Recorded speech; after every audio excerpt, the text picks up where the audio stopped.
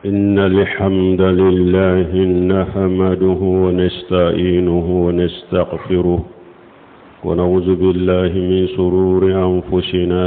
ومن سيئات أعمالنا.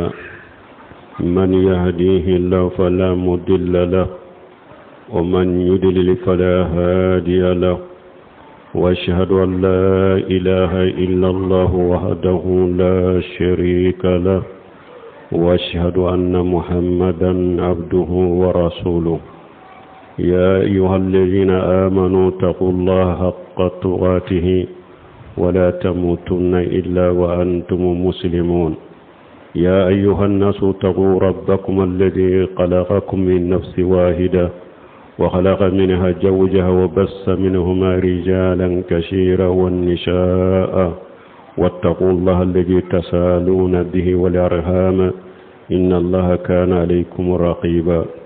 يا أيها الذين آمنوا اتقوا الله وقولوا قولا سديدا يصلح لكم آمالكم ويغفر لكم ذنوبكم، ومن يطع الله ورسوله فقد فاز فوزا عظيما. أما بعد، فإن أصدق الحديث كتاب الله، وخير الهدي هدي محمد صلى الله عليه وسلم، وشر الأمور محدثاتها، وكل محدثة بدعة، وكل بدعة دلالة، وكل دلالة في النار. عباد الله، قال تعالى: فاتقوا الله واصلحوا ذات بينكم. وقال صلى الله عليه وسلم: مثل المؤمنين في تودهم وتراحمهم وتعاطفهم مثل الجسد الواحد إذا استكى منه عضو تداعى له سائر الجسد بالسهر والهمة. قال صلى الله عليه وسلم: المؤمن للمؤمن كالبنيان يسد بعضه بعضا. ambe alatanu amba demenyini amba yafadeli ambe anyini alafiya kan kisi kabanyir kun toroma anan kabara jugu ni alay mogo min kanda fili bagatola ni alay mogo min fana fili kanda bagate sorola min bo o kanda.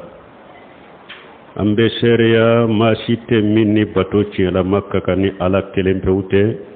je ñogonte alala ambe shereya muhammad wala ka jondo wala ka ciden do kisini nema baka ana ka dunke wana ka shebo ala ku kisi min ka chakosobe hada madun ayesira alanya ka sheko hakebela sayakana nauma au bada na te islamai. hada madun ayesira alanya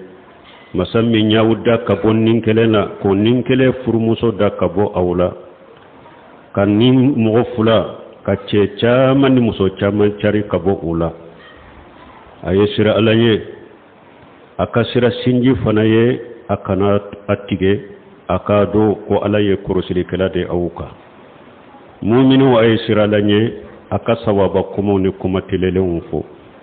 ni mogo tugura ala ko tugura ciden ko i ye ni yɔrɔ sɔrɔ ni yɔrɔ min ka bo kosɛbɛ. n'o tɛmɛna ka bɔ ye kuma min ye tiɲɛ ye ka tɛmɛ kuma bɛɛ kan o ye ala ka kuma de. awa kanda siraw fana kanda sira min ka ɲi ka tɛmɛ kanda sira bɛɛ kan o ye ciden ka kanda sira ye sallallahu alaihi wasallam. awa ko bɛɛ juguma ye ko kuraw de ye diina kɔnɔ. ko kura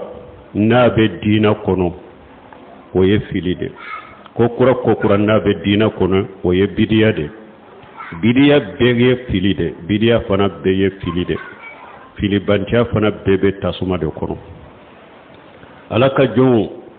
ala ko ka kurana bayin kɔnɔ ko fattaqullaha wasilihu jata baynikum. ala ko mu'minun a ye sira ala ɲɛ min bɛ a yɛrɛ ni ɲɔgɔn cɛ a cɛ a k'o dila. a k'a yɛrɛ ni ɲɔgɔn cɛ dila min ye furuku ni mankaw ni besenkɔniya ni hasida ɲɔgɔn kɔniyaw a k'o bɔ a yɛrɛ ni ɲɔgɔn cɛ. watiullaha wa rasula in kuntum mu'minin. a bɛɛ ka ala bato a bɛɛ ka ciden bato. n'a ko an ye mumini de ye, muminiya bɛ hadamaden bila ala batoli de la. mu'miniya be hadamaden bila ikachi den de batu ikatuga ko ikatuga ka hadisaw ko ciden fana ko ako mu'minu misaliya o kan ñogon kanula ani kan ne ñogon hinna ani kan ñogon deme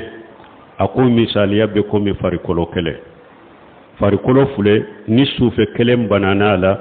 farikolo tobe bi sinyana o be asinya soro ba kala ya soro o ba adegun soro ako mu'minu fana kanka ke o chokode la hadisa wore la cidon ko mu'minu misaliya abe ko mi kogo ni be kogo jo na be ñogo mina cogomi na be ñogo ngiriya ka ñogo mina cidon ko mu'minu fana misaliya yo ode mu'minu kanka fara ñogo ka cinya de ka ñogo mina ka ñogo ndeme ka ñogo ngiriya wodi ato qur'ana aya wore kono ala ko wa tashimu bihablillahi jami'a wala tafarraqu واذكروا نعمة الله عليكم إذ كنتم أعداء فألف بين قلوبكم فاصبحتم بنعمته إخوانا وكنتم على شفا حفرة من النار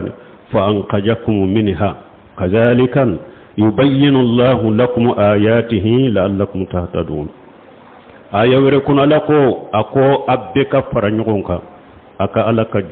جروب كلمنا أكا ألك جرومنا نين جرو جماندو القرآن والسنة نين جرو تغودي كو قرآن والسنة beka fara ɲɔgɔn ka Qur'ana ni sunna de la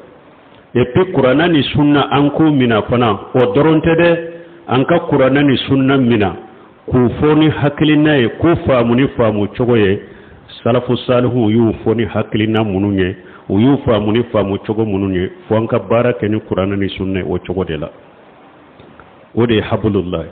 o de y'a to ciden ko tarakitu fiikum shay'ayni lan tadillu ba'dahuma kitaballahi wa sunnati ciden ko nye fen fula to bolo ka o fen fula into aw bolo ato fili o fen fula minali kofe ato fili abada ako ye jumaye ko alaka kitabun ani alaka sunna donc am be ka fara nyogon ka alaka kitabun ciden ka sunna de minani cinyai wala tafarraqu akana fara nimben nin teriga kan nimben nin teriga kan nimben nin tabulu kan nimben nin tabulu kan nimben nin toina wala tafarraqu akana fara abeka qur'ana ni sunna de minam awam balmo ala yumu fo ayayin kono ako ayem mere akatashi tumami awtu nya nyogon jugude ala yaw fara nyogon kan limaniya sababu ala yaw fara nyogon ka sani tauhidi dawa kana shebau dobe tile batu dobe dolo batu dobe kalo batu dobe kaburu tigu batu dobe ewa jinnaw batu dobe malikaw batu metumam tauhidi walali nana de ubeye ala kelempe batu o kera kelenya wajkuru ni'matallahi in kuntum ada fallafa baina qulubikum ayamiri tumam atunya nyogon jugude ala yawdu sukun fara nyogon ka munyu dusukun fara ɲɔgɔn ka limaniya u ye limaniya min ta u ye tawhidi min ta tawhidi de y'u dusukun fara ɲɔgɔn ka balima an k'a dɔn foyi tɛ hadamadenw fara ɲɔgɔn kan silamɛw fara ɲɔgɔn kan kɛrɛkɛrɛya bolo ka foyi tɛ sunnamɔgɔw yɛrɛ dama fara ɲɔgɔn kan ni tawhidi tɛ ni tawhidi ni akida ɲuman tɛ sira taara ko a bɛ sunnamɔgɔw fara ɲɔgɔn kan ou bien a bɛ silamɛw fara ɲɔgɔn kan a tɛ se ka ɲɛ sɔrɔ a la fo bɛɛ ka sagi ka taa Qur'ana ni sunna de la an ka tawhidi de mina o de y'a to aya wɛrɛ kɔnɔ ala ko wa allafa bayna qulubihim walaw anfaqta ma fil ardi jami'an ma allafta bayna qulubihim walakin Allah allafa bainahum ala ko cide ma ko ni ala de ye mu'minu dusukun fara ɲɔgɔn kan ni etunye jiyan na fulo be nafaqati pour mu'minu dusukun ka fara ɲɔgɔn kan u dusukun tun tɛ se ka fara ɲɔgɔn kan mais ne ala de y'u dusukun fara ɲɔgɔn kan ni mun ye bil imani wa tawhid ne ala de y'u dusukun fara ɲɔgɔn kan ni limaniya ni tawhid ye wala mbalimaw nafolo financier ni tonsigi o tɛ mu'minu dusukun fara ɲɔgɔn kan koyi o tɛ sunnamɔgɔ dusukun fara ɲɔgɔn kan koyi nafolo financier ni nafolo bo ton caman sigi o tɛ mu'minu dusukun fara ɲɔgɔn kan koyi min bɛ mu'minu dusukun fara ɲɔgɔn kan min bɛ sunnamɔgɔ dusukun fara ɲɔgɔn kan tawhidi ni limaniya de b'an fara ɲɔgɔn kan fanka weleli ke kata tawhid de ma folli manen de kamina pour an ka se ka fara nyogonka qur'ana ni sunna me kaba ko ye jumaye mo ni aya min fulani nya wata simu bi hablillahi jamiya silama jamakulu bebe ni aya kala ka sembe uyerela munun fana damal be sunna kono sunna fana kera ke cogo doye ka ke fara ye akelen kele abe aya de kala akelen kele benni aya kala ko ala ko watasimu bi hablillahi jami'a ko ala ko ambe ka ala ka juruba kele mina bebe ni aya fo ka shemba yerema me eskanye aya infamu yeskanye aya infoni haklinay sebo ni tabina ni aya in kala ni haklina minye eskanya kala no haklinay eskanye aya infamu ni famu chogoye sebo ni tabina ni aya infamu ni famu chogo minye eskanya famu no famu chogoye ama famu no famu chogoye uya kala ni haklina minye an take ka aya in kala no haklina ye uye aya infamu ni famu chogo minye an take ka aya infamu no famu chogoye odi ato harbi fara bandi nyogonje ni aya be kala jamakulu be ba kala kelen ba kala mi hari bi fara bandi nyogon jamma se ka fara nyogon ka cinyaka ayayi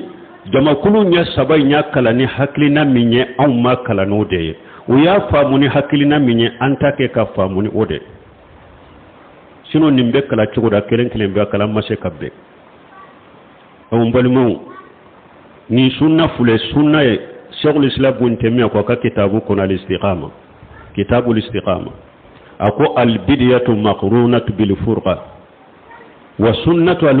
maqrunatu bil jamaa fayuqalu ahli sunnati wal jamaa wa yuqalu ahli al bidiyati wal furqa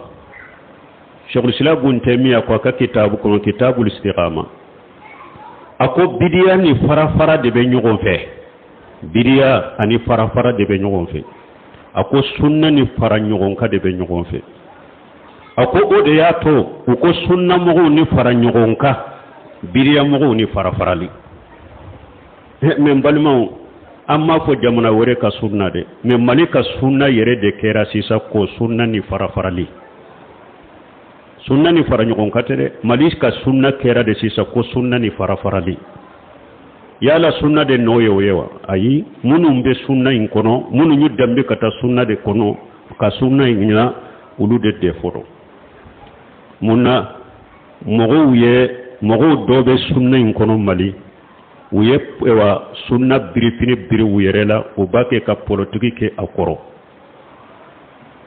ni odonna ni politiki koni farla sunna na duro fara de bena don ke ba nyuma yofo silama site do nim politiku la mo sita dambe kata sunna ma ko ibe do nim politiku la ni silama bebe abada silama te do nim politiku la ku bebe sunna mo te se ka do nim politiku la ko bembe soroye atekewo sunna mo do de uye sunna birifini biru yere la ubake ka politiki ke akoro ode sunna mo yere chegele ya maliku fara bon ulu yere fana nyana mogoto kalama de hadama de ni islama yi mu'mina yi ko sunna mo israila nye mogo ye ferew dila nin dina kama ka ferew dila ala kutali kama ka ferew dila ala ka jamfali kama ko be mogo trompe ala ya yirula ko ale ala tenage ko ale ala be fembe kalama yastaghfuna minan nas wa la yastaghfuna minan allah ni eko ibe politiki ke sunna birifini koro ibe dogo hadama de la me ite dogo ala la de ubu yere dogo mogo wula sunna birifini koro ka politiki ke me utake ku dogo ala la de ni tumba do ko ala bi kalama ala bi koroshi iti yere dogo sunna birifini koro ko ibe politiki ke me yere dogo hadama dawna itake ki yere dogo ala la وهو ما هم إجي يبيتون ما لا يرد من القول كسر على مغبني سنة كنو نيباك كبولوتيكي أكونو كسنة إنشيا على كو أتغلا مغو سوف لا لو بي فرانيون كو كتونسيغو نكارينيون كو بي كما فوني على فرلين بوكاي على فرلين بوكاو أباك كما منو فو كما منو ني على كجينو يه على بابي كلام ثم تردون إلى عالم الغيب وشهادة فينبئكم بما كنتم تعملون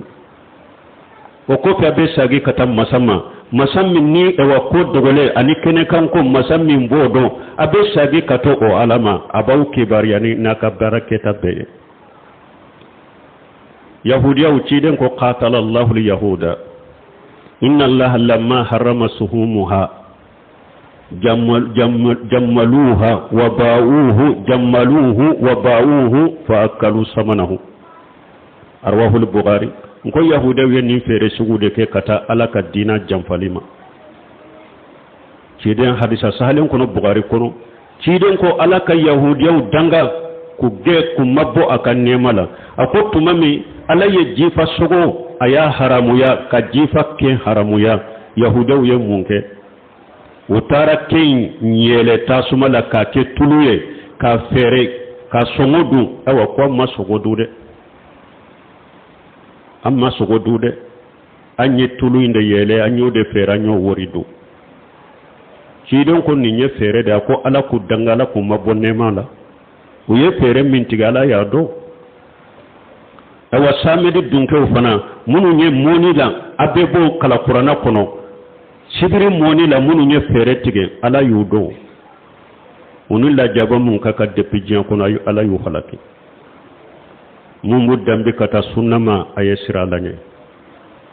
aka ciden kam manton ka hinnamina aka wuli na bake ka tilonko ke ni ciden kam manton hakili na wuye ko aw be sunna defa ka surabe politiki de la ate sunna togo bo yere la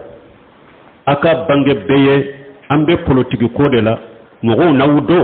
me aw bake ka sunna tiya ka politiki ke ni sunna togo abake ka sunna togo tiya jamana ka sunna togo tiya lente kamalibo munya tiya munumbe mogo do munumbe sunna kono no ya bripini briw yere la no bake ka politiki ke akoro aye sabari akasira alanye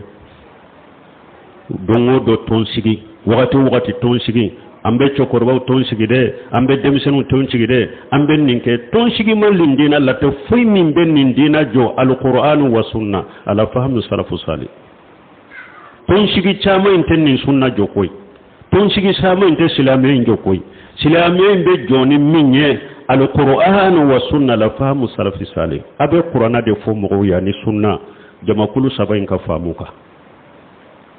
mogo nyuma temene ka famuka abe qur'ana foni ode ka hadisa foni ode be silamiya jo ode be sunna jo men nimbiro chama nin tonchugu chama nin parti chama otena foye silamiya kono tena ni foye sunna kono ni farafaranite hari sunna mogo fulo munun tumbe nin jamana in kono utunten nin chogola de bi ni mogo ni ala de mi kanda ni donna sunna mogo chela bi be bo ibe mi soro chela ye ni ala de mi kanda ibe bo nyogon besin konya nyogon juguya nyogon hasiriya farafarali togo nyini palasi nyini o dama de bunu nyogon che na folo nyini awa ute waju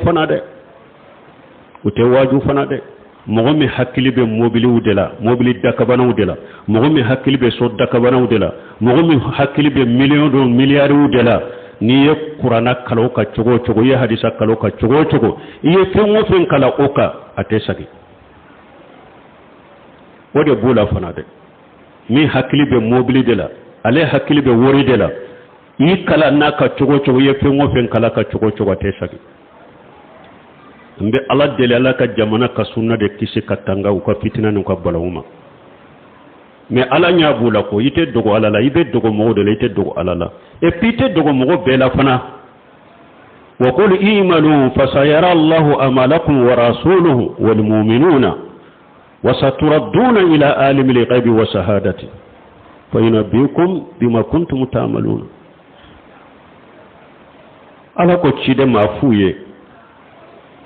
aye barake de wa qul imalu ayaka barake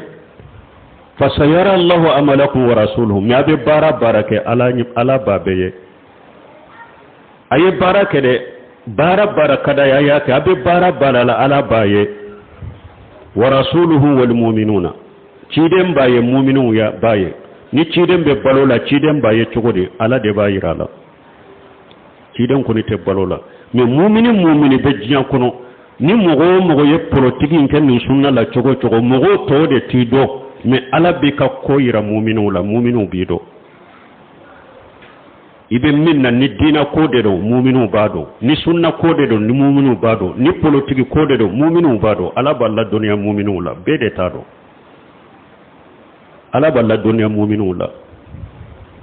o ko fe ala baw ke bara ni fewunye atumbe bara mununke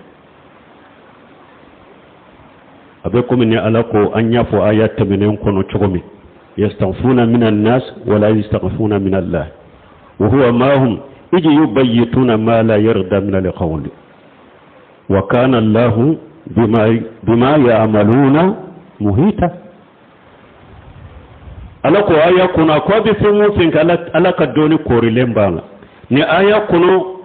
ala ko yawmal qiyamati ni aya min laba min kana ala ko yawmal qiyamati do ko la baw kibar wa qul imalu fasayara Allahu amalakum wa rasuluhu wal mu'minun thumma turadduna ila alimil ghaibi wa shahadati fa yunabbiukum bima kuntum ta'malun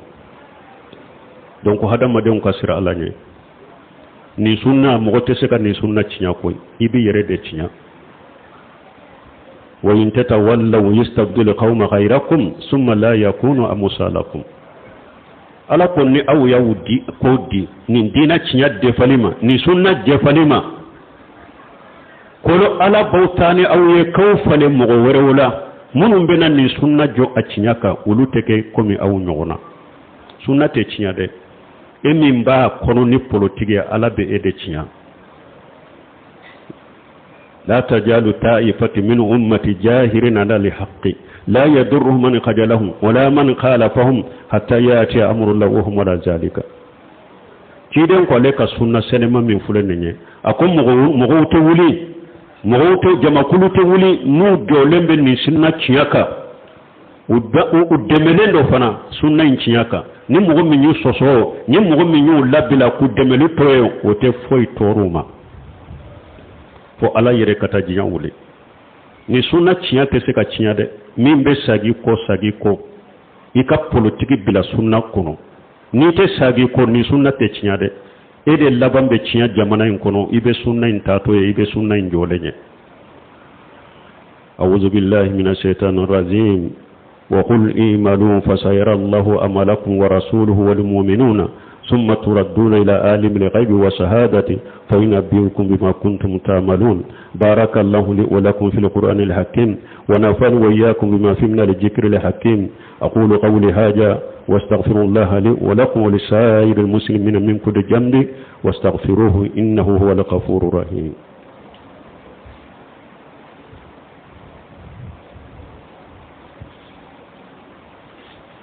الحمد لله رب العالمين والصلاة والسلام على نبينا محمد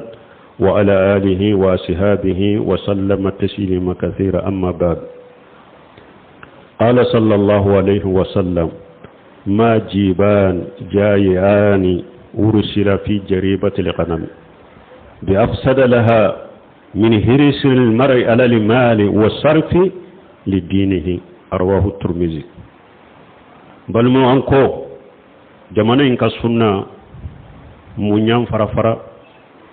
munyan yugon soso ni bembaliya do akono adoye folo adoye munye ni jamakulu soro la sunna kono sunna bripini bola ubake ka politiki ke akoro o kera sababu ka geleya do malika sunna la ka geleya do sunna mo ni nyogonje ado fane munye jinya kanu togo nyini kanu joyoro nyini ciden ko hadisa sahalen kono ako surku kungoto fula ako nuyu ci kata ba worema ube bawu cinya cogo awa ko hadamade fana ni eko ikan na folo de kanu ani ka korota kanu na folo kanu ani korota kanu ciden ko nin jogo fula ye nyogon soro mogo la ubi ka dina cinya kateme surku kungoto fula be ba cinya cogo mi awan balimo jamana nyere ka islamiya cinyali kususa kere boleka mulungu dambe kata sunnama jamana in ka sunna cinyali na farafara na mankancama ana ñogon soso camani porokoro camani ñogon jugoya nin konoya mundo nafolo kanu sunna karamogo dama yere ni ñogon ce foy kelete ni nafolo kanu kelete mun be korota kanu ne de tun kan ka ke ñemay ale tun man ka ke ñemay i tun kan ne kan kan de ta ale tun man ka ta eni ka parati ni na ka parati be ñema ñinina be korota ñinina be togo ñinina malika sunna fara sababu do fana fule ni nafolo kanu togo kanu korota kanu joyoro kanu kele situ nu ñogon ce ni joyoro kelete togo ñini kele ni joyoro ñini kele ani nafolo ñini kele o dama de fule ka malika sunna fara ka togo cinya ka jugu bila sunna la ka jugu jafariya kata sunna ma ani dowre mu wore ye malika sunna fara ka mankan caya kono jamakulu do fana sarula sunna la sunna tanaye munu nye ko ni sunna fara nyogonga sunna tanaye mushrikiyai sunna tanaye sufiyai sunna tanaye bidiyai sunna tanaye shaybannaniye o jamakulu do fana sarula sunna karamawla ulu fana tara sunna ni nunu fara nyogonga ni fana be malika sunna fara a togo cinyala o kera sababu ye sunna jugu jafarla kata sunna ma ute maloya sunna ma tuguni ute same sunna ma tuguni ute sura sunna ma tuguni ubake ka sunna mo borto ka sunna mo yere ka kuma uta nyogon ka ku gosini nyogonye inna lillahi wa inna ilayhi raji'un munu budambe kata sunna ma mali ayesra lage ayesaga kode ayesra lage ciden kam manto ka ciden kam mantum makara aye hinna jamana dawna awasarate sa jamana mara cogo kono na filibe mogola o geleya be jamana dewnka dina tigo fana geleya be jamana dewnka silama nyemaw silama karamaw sunna karamaw aye siralanye aye hinna jamana dawna ayu tote sa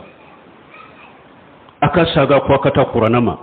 aye saga ko akata hadisama ala fahmu salafus salih awasarate sa de nama sagi ni ala yere bawu sagi domi wote diawula de nama sagi na wire ye ni ala yere ko bawu sagi domi wote diawula de ambe mi fo be ka sabali ni mogo kumana abe qur'ana fo ni mogo kumana abe hadisa de fo mais est ce que e ba ke ka qur'ana aya min fo iya fo ni jamakulu sabai mogo nyuma saban temene ka hakilna yiwa est-ce que iba ke aya mi iba ke kafo est-ce que ya famu ni jamakulu sabain ka famu ni be kumana abafo ko ciden kote est-ce que ya ciden ka hadisa min fo iya fo ni jamakulu sabain ka hakilina yiwa iba ke ka ciden ka hadisa min fo yala iya fo ni jamakulu sabain ka famu yiwa ko be ni yoro de law aya qur'ana aya fo te koy wote wasakeo aya hadisa de fo te wasakeo mais est-ce que y aya min fo est-ce que y hadisa min fo aya fo ni haklina mi aya do yoro minna aya famu ni famu cogo minye jamakulu sabanya famu cogo de la jamakulu sabanya aya ni hadisa ndo o yoro de la jamakulu sabanya hadisa ni aya info ni aleka haklina ulu ya fo ni haklina ma ya fo no haklina dewa ko be ni yoro de la kun fin kono na fili yoro fele misinu mo mununye awa mu'minu ye mogo munu ye kalambagaw ye ni aya kalanna doro na don yoro la ulu bado na ma do don yoro la ulu bado ni aye aya infoni famu ni hakrina minye don ke baga nyuma bado ni aya sura ka famu imbe sebo ni tabina on tabita na ka famu ka ulu bado na tu ka famu ko ulu bado ni hadisa to choko kelendo me bone be jonko bake ka bono jigi jonka ku trompe muno makala ubake ka wuludo trompe ka bone jigi wulude ka jamana kono bebi ka poso makara bebi ka nyema nyini na ni jamana ka population nye bebi ka joyoro nyini na ni jamana ka population nye bebi ka ewa politiki keli la ni jamana ka population nye ubafo ni sunna togoy sunna chokoroba amma ko bola sunna demisenu aka faranyon ka ambe sunna demisenu tonshigi nin tonshigi chayara sade tom min ben ni jamana kono sunna mo yere bolo jombe se ka jade tom min be sunna mo yere dama bolo ni jamano jombe se ka jati sunna jorawa sunna mo ye nyogon famuwa sunna mo farala nyogon kawa atemira katta saka saga ko akado be kola ko min te se ka sunna do imamuna malik ko lan yuslaha li akhir hadhihi al umma illa ma salaha bi awwalaha akom nim manton labante se ka foy ke ko be sunna jonay ka dina jonay fo manton folo ye sunna joni minye imamuna malik ko namo de ke na ye fengo fenke ko be sunna jonay ate nyawgolo ton sigi chamante sunna jokoy manton folo ye sunna joda al qur'an wa sunna ala fahami salafu salih wiye islamiyya joni wode wiye sunna joni de qur'ana ni sunna jama kulu saba in ka famunu ka halkinaka mogo folo ye dina joni ninde nama dina joni o jo chogo de abe koko la tenya koy et puis aba nyana u bake ka sunna to de tinya to tinya fule jamana in ka sunna ka de mi abe laba u de kay ala ta ka dina la bila mogo shiye ni mi masage to tinya be laba ika sunna imbe jonnin jamana kono jo chogo mi ni akadi jo chogo mi ni ciden ka hadisa wuye min fo kuma yere ya fo chogo mi jama kuluto wuli ale kam manton la munum be cinyata ka joaka ube demaka fana e yu sosoye e yu demelito ya te fo cinya uma obeke jamana in kono min be joyi ka jo min te jo aye hinna munum makala ye hinnula jamana ka population aye hinnula aka sabali aka saga ko aka siralanye ante to jiya kono koy ambe sade ante to min jiya kono ambe sade aye saya ko fela makara kaburu kono na aya makara karamo mun bu dambe kata sunnama aka mo to tesa mbe ala delala ka famu di jamana duma jamana ka karamo mun bu dambe kata sunnama alaka hakkiman duma uka sagi kata ala tama ibn qayyim yodefo al ilmu qala allah wa qala rasuluhu wa qala sahabatu hum ulul irfan ibn qayyim ko doni nye saba doronde ala kote ciden kote sebo kote ako doni en nu sabade e wonnunu de doni ke bawo fana ala ka jamana don jamana ka karmo ni jamana ka sunna mo ala ku sagi kata nimma nu sagira kata minna dongo do sagira kata nimma dongo do nyogon famu bena فإن تناجاتوا في شيء فرده إلى الله ورسوله ala ko na nyi ñogon fonko ñogon ñammin na nyi ñogon soso minna an ka sagi kata qur'ana ni sunna dema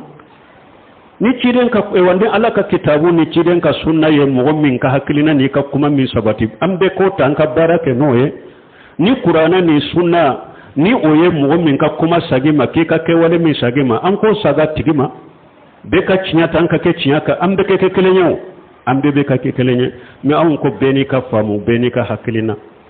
eni ka to eni ka jama eni ka demisenu eni ka chokorobaw nim fana na ka to ana ka damana demisenu ana ka damana chokorobaw nimba tafo yampe sunna kele yin kono jamana kele yin kono nimbe se kanye chokodi أن بلد لك حكيم من دم ربنا أتينا في الدنيا حسنة وفي الآخرة حسنة وقنا عذاب النار ربنا لا تزغ قلوبنا بعد إذ هديتنا وهب لنا من لدنك رحمة إنك أنت الوهاب اللهم اجعل الإسلام والمسلمين وجل الشرك والمشركين ودمر أعداءك أعداء الدين برحمتك يا أرحم الراحمين وآخر دعوانا الحمد لله رب العالمين